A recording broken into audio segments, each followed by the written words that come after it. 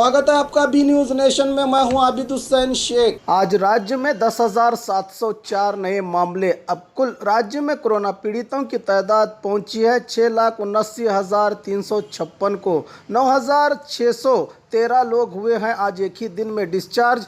5,52,519 को पहुंची है। अब राज्य में कोरोना से सेहतयाब होने वालों की तादाद, एक्टिव केसेस हैं 1,17,143। आज एक ही दिन में 101 लोगों के मरने से 9,675 को पहुंची है अब कोरोना से राज्य में मरने वालों की तादाद। आइए देखते हैं जिलों में क्या है कोविड-19 आज के आंकड़े। बेंगलुरु सिटी में 5,121, बागलकोट में 98, बल्लारी में 248, बेलगाम में 185, बेंगलुरु ग्रामीण में 368, बीदर में 27, चामराजनगर में 68, चिकबल्लापुर में 100, चिकमंगलुरु में 142, चित्रदुर्ग में 215, दक्षिण कन्नड़ में 296, दावणगेरे में 238, धारवाड़ में 121, गदग में 42, हासन में 441, हावेरी में 108, गुलबर्गा में 128, कोडगु में 94, कोलार में 129, कोप्पड़ में 97, मंडिया में 206, मैसूरू में 642, रायचूरू में 111, रामनगर में 91,